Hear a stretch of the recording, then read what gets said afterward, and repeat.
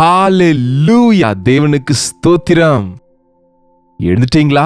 தேவனுடைய வசனத்தை கேட்க ஆயத்தமா இருக்கிறீங்களா? சரி, வாங்க தேவனை துதிப்போம், அவருடைய சமூகத்திலே ஜெபிப்போம். பயங்கரமான சூழ்நிலைகள் உலகத்துல இருந்து கொண்டிருக்குல்ல. தேவ பிள்ளைகளாகிய நாமே உலகத்துக்காக, உலகத்தில் இருக்கிற ஜனங்கள் எல்லாருக்காக தேவ சமூகத்தில் விண்ணப்பிக்க வேண்டும் என்று வேதம் சொல்லுது. நம்ம விஷயங்களை யோசித்துக் கொண்டு உட்கார்ந்திருந்தா அழிந்து போகிறவங்க விஷயம், ரட்சிக்கப்படாதவங்க விஷயம் நமக்கு பாரம் இல்லாவிட்டா கிறிஸ்துவின் மனசு நமக்கு இல்லைன்னு அர்த்தவங்க. சொந்த காரியங்களே பார்ப்பாங்களாம், மற்றவங்க விஷயங்களை பார்க்க மாட்டாங்களாம்.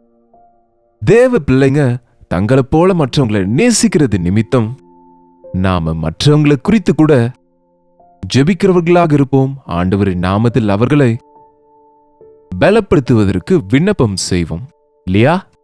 வாங்க ஒரு சிறிய ஜெபம் செய்வோம். பரிசுத்தரே, உமக்கு நன்றியப்பா, உமக்கு நன்றி செலுத்துகிறோம்.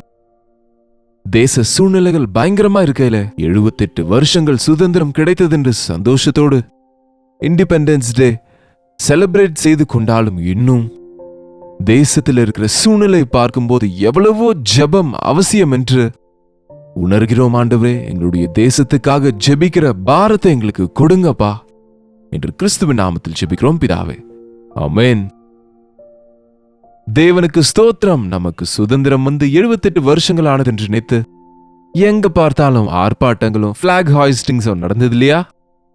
ஆமா, உண்மைதான். இது பெரிய விஷயம். நாம அநேக வருஷங்கள் அந்த அடிமைத்தனத்தில் இருந்தபோது தேவன் பெரிய விடுதலை கொடுத்தாரு. அந்நாளின் சுதந்திர போராட்டத்திலே உயிர் தியாகம் செய்தவங்க, சித்திரவதை அனுபவித்தவங்க, அந்த முயற்சிகளாலே தேவன் சுதந்திரம் கொடுத்து 78 வருஷங்கள் ஆனது. ஆனால் உண்மையான சுதந்திரம் என்பது நமக்கு ஏசாண்டவர் மட்டுமே கொடுக்க முடியுங்க. இந்த நாள்ல நம்ம ஒரு முறை பாரத தேசத்தை பார்த்தால், பாரத தேச சூழ்நிலைகளை, சொல்ல போனா உலக சூழ்நிலைகளையே பார்த்தால் எதுவும் அவ்வளவு சந்தோஷமா இல்லைங்க. சுதந்திர தேசங்களானாலும், ரிச் கண்ட்ரிஸா இருந்தாலும், அல்லது ரொம்ப பெயர் பெற்ற தேசங்களா இருந்தாலும், இன்றைக்கு ஒவ்வொரு தேசத்திலும் அநேக விதமான போராட்டங்கள், குழப்பங்கள், கலகங்கள், எப்பா ஒருவரை ஒருவர் கொல்லுவது, யுத்தங்களை செய்வது, எவ்வளவு பயங்கரங்க. எவ்வளவு பேர் திக்கற்றவங்களாகி விடுகிறாங்க. அங்கே பாலஸ்தீன நபர்கள் இஸ்ரவேல் ஜனங்க மேல சும்மா இல்லாம ஏதோ தாக்குதல் செய்தா இருவரும் ஒருவர் மேல ஒருவர் இன்றைக்கு போராடுகிறாங்க. ஏதோ ஒன்று நடந்து கொண்டே இருக்கு. இங்க யுக்ரைன் ரஷ்யா விஷயம் சொல்ல வேண்டியதில்லை. இத்தனை காலமா ஒரு யுத்தம் தொடர்வது என்பது இந்த காலத்துல ரொம்ப வேதனையாக இருக்குங்க. நம்முடைய பாரத தேசத்திலும் எத்தனையோ இன்டர்னல் போராட்டங்கள் நடக்கிறது. பக்கத்துல இருக்கிற நாடுகளை பாருங்க, எவ்வளவு குழப்பங்கள் இருக்குன்னு. கலவரங்கள், குழப்பங்கள். பிரிட்டிஷ்ல இன்றைக்கு எவ்வளவு குழப்பம் நடந்து கொண்டு இருக்கு. என்னங்க, அமெரிக்கால பாருங்க, டெவலப்டு நேஷன் சொன்னாலும் எவ்வளவோ குழப்பங்கள், போராட்டங்கள் இருக்குங்க. ஒன்னா ரெண்டா பாருங்க, நம்முடைய உலகத்தில் இன்றைக்கு கிட்டத்தட்ட 200 அல்லது 195 நாடுகள் இருக்கிறது. இந்த தேசங்களில் நிம்மதியாக இருக்கிற தேசங்கள் என்றால் எங்க இருக்குன்னு பார்த்தா அது மனுஷங்க இல்லாத இடங்களாம், ரொம்ப குறைந்த மக்கள் இருக்கிற இடம். நம்முடைய பாரத தேசத்துல நம்ம ரொம்ப அதிகம் பேருங்க. ஏனென்றால் நம்ம சைனா கூட போட்டி போட்டு கோடிக்கணக்கான மக்கள் தொகையோடு கூட இருக்கிறோம். பலவித வித்தியாசமான ஆலோசனைகள், வித்தியாசமான நம்பிக்கைகள், வித்தியாசமான பேச்சு வழக்குகள், வித்தியாசமான சாம்பிரதாயங்களோடு கூடிய தேசத்திலே தேவனுடைய அன்பு இருந்தால் தவிர, தேவன் இடைப்பட்டால் ஒழிய சமரசமாக நம்ம இருக்க முடியாது. அதற்குதான் தேவனுடைய வசனம் சொல்லுது, ஜனங்கள் எல்லாருக்காகவும் ஜெபிக்க வேண்டும். வாரத்துக்கு 2 முறை நம்ம உபவாசம் இருக்கிறோம் இல்லையா? அந்த நேரத்துல நம்ம அநேகருக்காக, தேசங்களுக்காக, உலகத்தில் இருக்கிற எல்லா நாடுகளுக்காக விசேஷமாக ஜெபிக்க வேண்டிய பாரம் நம்ம மேல இருக்குதுங்க. ஒருவேளை நம்ம கவனித்தால் ஒவ்வொரு தேசத்தின் சூழ்நிலைகள், அங்கங்கே இருக்கிற தேவைகள், அவைகளை நம்ம ஆயத்தப்படுத்தி கொண்டு தேவனுக்கு முன்பாக வைத்து ஜெபிக்கும் போது தேவன் அற்புதமா தம்முடைய காரியங்களை செய்வாருங்க. ஒரு பக்கம் யுத்தங்கள்னா இன்னொரு பக்கம் இயற்கை பேரிடர்களால இதோ டெல்லி முழுவதும் தண்ணியில மிதந்து கொண்டிருக்கிறது. எவ்வளவு பேர் நஷ்டம் அடைகிறாங்க. ஹிமாச்சல்லையும் பெருமழையினால எவ்வளவோ பேர் நஷ்டம் போகிறாங்க.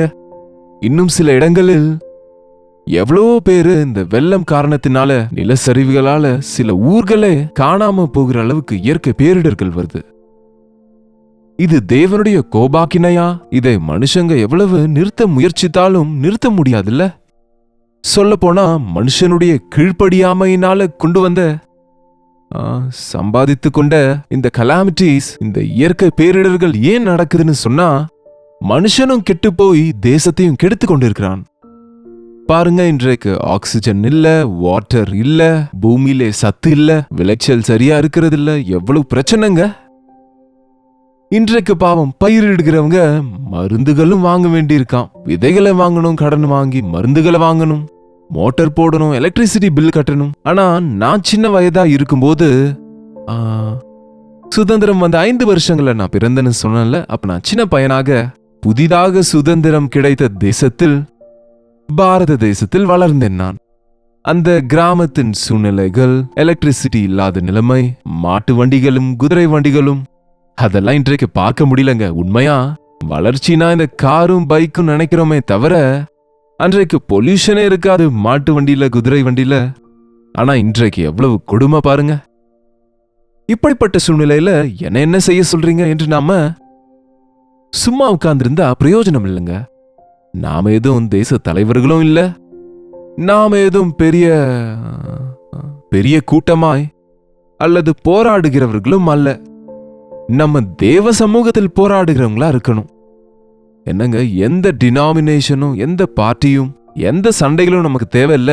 நம்முடைய ராஜாதி ராஜா, நம்முடைய ஆண்டவர், அவரை நோக்கி விண்ணப்பித்தால் அவர் ஆளுகையில எல்லாமே இருக்கிறதுனால அவர் சரி செய்வார். நாளாகமத்தின் 2ஆம் புஸ்தகம் 7ஆம் அதிகாரம் 14ஆம் வசனத்தில் ஒரு அழகான வசனம் இருக்கு. நம்ம எல்லாருக்கும் தெரிஞ்சதுதான். உங்களுடைய வேதத்தை எடுத்துக்கொள்ளுங்க, திருப்பிக் கொள்ளுங்க. 2 நாளாகமும் 7ஆம் அதிகாரம் 14ஆம் வசனம். என் நாமம் தரிக்கப்பட்ட என் ஜனங்கள் தங்களை தாழ்த்தி, என்ன செய்யணுமா? தங்களை தாங்கள் தாழ்த்தி ஜெபம் பண்ணி என் முகத்தை தேடி தங்கள் பொல்லாத வழிகளை விட்டு திரும்பினால், என் நாமம் தரிக்கப்பட்ட என் ஜனங்கள், அவருடைய பெயரை வைத்துக் கொள்கிறோங்க. நாம கிறிஸ்தவர்கள் என்றால் கிறிஸ்துவை உடையவர்கள் என்று அர்த்தம். அந்தியோகியாவில் உள்ள சீஷர்கள் கிறிஸ்துவை போல வாழ்வதை பார்த்து, இவர்கள் கிறிஸ்துவை போல நடக்கிறவர்கள், கிறிஸ்துவை போல இருப்பவர்கள், இவங்க கிறிஸ்தவங்கன்னு அங்கே அவர்களுக்கு பெயர் வந்தது. இன்றைக்கு அதை ஒரு ஜாதியா குலமா மாத்திட்டாங்க. கிறிஸ்தவம் என்பது ஒரு குலம் அல்ல, ஒரு ஜாதி அல்ல. இது வாழ்க்கை முறை. இது விசேஷமான பரிசுத்தமான வாழ்க்கையை வாழ்வது. இயேசுவின் நாமத்தை ஏற்றுக்கொண்டவங்க, இயேசுவின் நாமத்தில் ஞானஸ்நானம் பெற்றவங்க, இயேசு ஆண்டவரை சொந்த இரட்சகரா ஏற்றுக்கொண்டவங்க ஆண்டவருடைய பிள்ளையாக மாறுகிறாங்க. நான் கிறிஸ்தவன் என்று சொல்லிக் கொள்கிறாங்க. இன்றைக்கு உண்மையான கிறிஸ்தவன் என்ற வார்த்தையை பயன்படுத்த வேண்டியிருக்கு. ஏன்னா கிறிஸ்தவன் என்று சொல்லிக் கொள்ளுகிறவன் வேறு, உண்மையான கிறிஸ்தவன் வேறு. உண்மையான கிறிஸ்தவன் செபிக்கிறவனாக இருப்பான், நேசிக்கிறவனாக இருப்பான், மன்னிக்கிறவனாக இருப்பான், பரிசுத்தனாக இருப்பான், இந்த உலகத்துக்கு தூரமாக வாழ்வான், பாவத்தை அருவருப்பான், தேவனை நேசிப்பான், இடுக்கமான வழியிலே செல்லுவான், இயேசுவையே பார்த்து பயணிப்பான். அப்படிப்பட்ட பிள்ளைகள் தேவனுடைய நாமத்தை, பெயரை வைத்துக் கொண்ட என் நாமம் தரிக்கப்பட்ட என் ஜனங்கள் தங்களை தாங்கள் தாழ்த்தி, பாருங்க, யாருக்கும் ஏதாவது ஆபத்து நடந்தா நான் ஏன் தாழ்த்தி கொள்ளணும்? என் பிள்ளைங்க கெட்டு போகிறாங்கன்னா அவங்கள திருத்துவது கண்டிப்பதே என்னுடைய வேலையா? என் பிள்ளைகள் இப்படி கெட்டு போக காரணம் நானே ஆண்டவரே. நான் சரியா அவங்கள கண்டிச்சு வளர்க்கல, சரியா அவங்கள நான் வளர்க்கல, சரியா அவங்கள தேவ பயத்திலே சீர்படுத்தவில்லை என்று நீங்க உணர்ந்தா தாழ்த்தி கொள்ளுவீங்க. என் பாவங்கள் எதுவும் என் பிள்ளைங்க மேல வராம என்ன மன்னிங்க என்று நம்மை தாழ்த்தினா, அந்த வம்சம் வழியா பாரம்பரியமாக வருகிற வீணான நடத்தையிலிருந்து உங்க பிள்ளைங்களை காப்பாற்றிக் கொள்ளுவீங்க. நம்ம மற்றவங்களுக்காக ஜெபிப்பதற்கு முன்பு நம்மை நாம பரிசோதிக்கணும். நம்மை நாம தாழ்த்தி கொள்ளணும். இந்த ஜனங்களுடைய பாவம் என்னுடைய பாவம் என்பது போல விண்ணப்பம் செய்வது இயேசு ஆண்டவர் நமக்கு கற்றுக் கொடுத்தார். நம் எல்லாருடைய பாவத்தையும் சுமந்து அவரே பாவத்தின் அந்த தண்டனை அவர் மேல் சுமத்தப்பட்ட போது அவர் ஏற்றுக்கொண்டாருங்க. ஆகவே ஆண்டவருடைய நாமத்தை தரித்த நம் எல்லாரும் நம்மை நாம் தாழ்த்தி கொண்டு, இரண்டாவது என்ன செய்ய சொன்னாரு? ஜெபம் பண்ணி. போராட்டங்கள் செய்வது அல்ல, அல்லது பெரிய பெரிய பந்துகளை செய்வது அல்ல. நமக்கு எப்படிப்பட்ட போராட்டங்கள் இருந்தாலும் ஆண்டவரிடத்திலே ஜெபிக்க கற்றுக்கொள்ள வேண்டும். ஜெபத்தின் முக்கியத்துவத்தையே மறந்து போறாங்க இன்றைய கிறிஸ்தவங்க. யாரோ நமக்காக ஜெபிப்பாங்க நினைக்கிறாங்க. ஆனா நீ ஜெபித்தால் சுத்த இருதயத்தோடு ஆண்டவர் உன் ஜெபத்தையும் கேட்பாரு. உன் ஜெபத்தை கேட்டு அவர் உன்னையும் சுகப்படுத்துவார். உன் ஜெபத்தை கேட்டு உன் நிமித்தம் மற்றவங்களை கூட ரட்சிப்பாருங்க. ஜெபம் என்பது 4 விதத்துல இருக்குங்க. ஜெபம் என்ற உடனே வாய்க்கு வந்ததெல்லாம் கேட்பது கிடையாதுங்க. முதல்ல தேவனுடைய மகத்துவத்தை உணர்ந்து அவரை துதிப்பது. இரண்டாவதாக உன் தேவைகளை ஆண்டவருக்கு அதை தெரியப்படுத்துவது. மூன்றாவது மற்றவங்களுக்காக நீங்க விண்ணப்பம் செய்வது. இன்னும் 4வது தேவனை துதிப்பது, அல்லது ஆண்டவர் எவ்வளவு பெரியவர் என்பதை உணர்ந்து அவரை புகழுவது. அவர் உனக்கு செய்த நன்மைகளுக்காக அவரை துதிப்பது. உனக்காக நீ ஜெபிப்பது, உன் தேவைகளுக்காக மற்றவங்களுக்காக விண்ணப்பிப்பதுன்னு 4 பாகங்களா இருக்குங்க. ஆனால் விண்ணப்ப ஜெபம் என்னும் போது இந்த 4 மற்றவங்களுக்காக ஜெபிப்பது என்பது அதிக நேரம் பாரத்தோடு அநேகருக்காக அநேக காரியங்களுக்காக விண்ணப்பம் செய்வதாக இருக்கு. என் நாமம் தரிக்கப்பட்ட என் ஜனங்கள் தங்களை தாழ்த்தி ஜெபம் பண்ணி என் முகத்தை தேடி என்னை தேடி தேடி தேடி. எங்கிருப்பார் அவர்? மலையிலும் குகையிலும் இருக்கிறவர் அல்ல அவர். அவரே அறிய அவருடைய வசனத்திலே அவருடைய மனதை நம்ம அறிந்து கொள்ள முடியுங்க. அவருடைய வசனத்தை வாசிக்கும் போது அவரை கண்டுகொள்வோம். அவருடைய சமூகத்தை தேடி நம்ம போகும்போது அங்க நம்ம ஆசீர்வதிக்கப்படுவோம். அவருடைய சித்தத்தை தேடணும் நம்முடைய வாழ்க்கையில. எது எதிரில வந்தா அது செய்வது கிடையாது. இது உம்முடைய சித்தமா ஆண்டவரே? என்னுடைய வாழ்க்கையில இந்த விஷயம் உம்முடைய சித்தமா? ஒரு நபருக்காகவும் நம்ம ஜெபிக்கும் போது ஆண்டவரே அவங்க விஷயத்துல உம்முடைய சித்தத்தை கேட்டு தேடி பொல்லாத வழிகளை விட்டு திரும்பினால் இது ரொம்ப முக்கியமானதுங்க. ஜெபம் பண்ணிக்கொண்டும் நம்முடைய பலவீனங்களை அப்படியே வைத்திருந்தா, தீமையும் நம்முடைய தவறுகளையும் அப்படியே வச்சிருந்தா, அறிக்கை செய்துட்டேன்னு சொன்ன போதாதுங்க. பாவங்களை மறைக்கிறவன் வாழ்வடைய மாட்டான், அவைகளை அறிக்கை செய்து திரும்ப செய்கிறவன் அல்ல இரக்கம் பெறுவது. அறிக்கையிட்டு விட்டு விடுகிறவன் இரக்கம் பெறுவான். பாவம் நமக்குள்ள இருக்கும்போது நம்ம ஜெபம் பரலோகத்துல கேட்காதுங்க.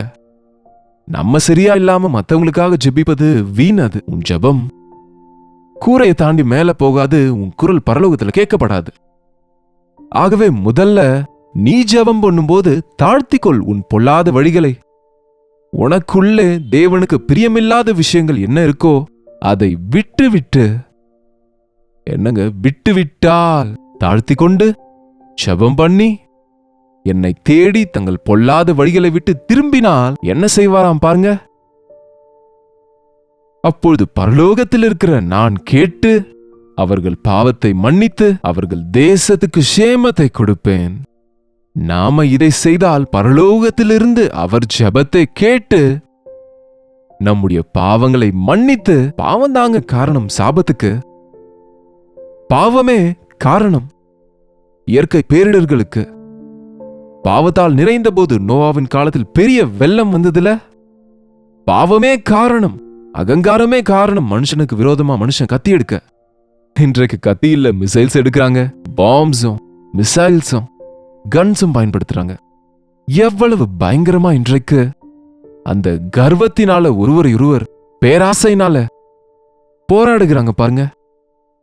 நாம தேவனுடைய சமூகத்தில் விண்ணப்பம் செய்தால் இந்த பாவத்திலிருந்து நமக்கு விடுதலை. மற்றவங்களுக்காக நம்ம மனஸ்தாபப்பட்டா நம் நிமித்தம் பிதாவே இவர்கள் என்ன செய்கிறார்களோ இவர்கள் அறியார்கள், இவர்களுக்கு மன்னியும் என்று அன்றைக்கு ஆண்டவர் செய்த விண்ணப்பத்தினால்தான் இன்றைக்கு இன்னமும் பாவிகளா இருக்கிறவங்க, ஆண்டவரை வேதனைப்படுத்துறவங்களுக்கு கூட சாபம் வராம ஆண்டவரின் மன்னிப்பை பெற முடிகிறதுங்க. ஆகவே பாரத தேசத்துக்காக ஜெபிப்போம். இன்னொரு புதிய வருஷத்துக்குள் இந்த சுதந்திரம் பெற்ற சுதந்திர பாரத தேசம் முன்னுக்கு செல்லுகையில உண்மையான சுதந்திரம் இந்த தேசத்தில் ஒவ்வொரு மனுஷனுக்கும் கிடைக்கும்படிக்கு நம்முடைய அரசாங்கங்களிலே இந்த மாற்றம் விசேஷமா உண்டாகும்படிக்கு அன்பை கொண்டு இந்த உலகத்தை நம்ம ஜெயிக்கும்படிக்கு ஒவ்வொருவரும் பரிபூர்ணமான நிறைவோடு நிறைவான ஆரோக்கியத்தோடு அன்னபானங்கள் கொண்டவங்களாக இருக்கும்படிக்கு நாம ஜெபிக்க வேண்டியிருக்குங்க. ஜெபிப்போம். பரிசுத்தரே, அன்புள்ள பிதாவே, உமக்கு நன்றி செலுத்துகிறோம். யார் யார் எங்க இருந்து இந்த ஜெபத்தில் எங்களோடு கலந்து கொள்கிறாங்களோ, உண்மைதான் ஆண்டவரே, எங்களை இந்தியர்களாக இந்த தேசத்துல வைத்திருக்கிறீங்க. இந்த தேசத்துக்கு எங்களை ஆசீர்வாதமா செய்யுங்கப்பா. ஆண்டவரே, உம்முடைய நாமத்தை தரித்துக் கொண்டிருக்கிற நாங்கள் ஒவ்வொரு நாளும் உம்முடைய சமூகத்தில் எங்களை தாழ்த்தி எங்களை பரிசோதித்துக் கொள்ள ஜெபத்திலே இடைவிடாமல் ஜெபிக்கிறவர்களாக, விண்ணப்ப ஜெபம் செய்கிறவர்களாக, ஆண்டவரே, உம்முடைய சமூகத்தில் ஒவ்வொரு நாளும் எங்களுடைய வாழ்க்கையை பரிசோதித்து உம்முடைய சித்தத்தை தேடுகிறவர்களாக, உம்முடைய சித்தத்திலே நடக்கிறவர்களாக, உம்முடைய சமூகத்திலப்பா எங்களுடைய பாவங்களை நாங்கள் அறிக்கை செய்து விட்டுவிடுகிறவர்களாக, அழிந்து போகின்ற ஒவ்வொருவருக்காகவும் அப்பா, உலகம் முழுவதிலும் இருக்கிற ஜனங்கள் எல்லாருக்காகவும் விண்ணப்பம் செய்கிறவர்களாக இருக்க எங்கள் ஒவ்வொருவருக்கும் உதவி செய்யும்படிக்கு கிறிஸ்துவின் நாமத்தில் ஜெபிக்கிறோம் நல்ல பிதாவே, ஆமென். நம் பிதாவாகிய தேவனுடைய அன்பும் குமாரனாகிய இயேசு கிறிஸ்துவின் கிருபையும் பரிசுத்த ஆவியானவருடைய அந்யோன்யமும் ஐக்கியமும் கூடி வந்திருக்கிற நம் அனைவருக்கும் இப்பொழுதும் சதா காலமும் துணையாயிருப்பதாக, ஆமென். தேவனுக்கு ஸ்தோத்திரம். உங்களுக்காக நாங்க ஜெபிக்கணும்னு நீங்க ஆசைப்பட்டா எங்களுக்கு நீங்க 8939801234 என்னும் கீழ்காணும் நம்பருக்கு ஒரு டெக்ஸ்ட் அல்லது வாய்ஸ் மெசேஜ் வாட்ஸ்அப் பண்ணுங்க. உங்களுக்காக நாங்க ஜெபிக்கிறோம். நீங்களும் தொடர்ந்து ஜெபிங்க. நிச்சயமா தேவன் ஜெயத்தை கொடுப்பார். டாக்டர் ஜெய் பால் யூடியூப் சேனல் சப்ஸ்கிரைப் பண்ணுங்க, லைக் பண்ணுங்க, ஷேர் பண்ண மறந்து விடாதீங்க. தொடர்ந்து நம்முடைய தேசத்துக்காக, நாட்டுக்காக உங்களுடைய உபவாச கூட்டங்களிலும் உபவாச ஜெபங்களிலும் தொடர்ந்து ஜெபிங்க. கர்த்தருக்கு சித்தமான நாளைக்கு இதே அனுதின தியான நிகழ்ச்சியில் கர்த்தருடைய வார்த்தையோடு உங்களை சந்திக்கிறேன். அதுவரை கர்த்தருடைய கிருபை உங்களுக்கு துணையாக இருப்பதாக. அடங்காத ஸ்தோத்திரம் தேவா, என்றென்றும் நான் பாடுவேன். என்னில் அடங்காத ஸ்தோத்திரம் தேவா, என்றென்றும் நான் பாடுவேன். ஹalleluya! தேவனுக்கு ஸ்தோத்திரம். பெங்களூருவை சுற்றி இருக்கிற பகுதியில் இருக்கிற உங்களுக்கு நற்செய்தி. ஒவ்வொரு நாளும் தேவனுடைய செய்தியை அநேக மொழிகளில் கேட்கிற உங்களை நேரில் சந்திக்க வேண்டும் என்று, உங்களுக்காக தனிப்பட்ட விதத்தில் ஜெபிக்க வேண்டும் என்று பெங்களூர் வருகிறோம். ஆகஸ்ட் 27ஆம் தேதி மதியம் 2 மணியிலிருந்து 5 மணி வரை, 6 மணியிலிருந்து 10 மணி வரை நடக்கிற இந்த 2 செஷன்ஸ்லயும் பங்கு பெற ஆயத்தமாக வாங்க. உங்களை நேரடியாக சந்தித்து தனிப்பட்ட விதத்தில் ஜெபிக்க வேண்டும் என்று, தேவனுடைய வசனத்தை தியானித்து நம் எல்லாரும் சேர்ந்து தேவ சமூகத்தில் ஆனந்திக்க வேண்டும் என்று இந்த ஒன் டே கெட் டுகெதரை ஏற்பாடு செய்கிறோம். வாங்க, குடும்பமாக புறப்பட்டு வாங்க. தேவ சமூகத்தில் நாம் அனைவரும் சேர்ந்து தேவனுடைய வசனத்தை தியானிப்போம், அவரை ஆராதிப்போம். இன்னும் முக்கியமாக உங்களுடைய சாட்சிகளை கேட்கவும் உங்களுக்காக ஜெபிக்கவும் நான் எவ்வளவோ வாஞ்சையோடு இருக்கிறேன். சோசியல் மீடியா மூலம், தொலைக்காட்சியின் மூலம் வசனம் கேட்கும் உங்களை நேரடியாக பார்த்து பலப்படுத்த எவ்வளவோ வாஞ்சையோடு இருக்கிறோம். தவறாம வாங்க. பெங்களூருவில் ஹட்சன் கம்யூனிட்டி சென்டரில் CSI காம்பவுண்டில் இந்த ஒன் டே கெட் டுகெதர் நடைபெறுகிறது. மேலும் விவரங்களுக்கு 8939393939 என்னும் நம்பருக்கு நீங்க கால் பண்ணுங்க, அல்லது ஸ்கிரீன்ல இருக்கிற இந்த நம்பருக்கு நீங்க வாட்ஸ்அப் அனுப்புங்க. லிங்க் உங்களுக்கு அனுப்புவாங்க. கண்டிப்பா வருவீங்கல்ல?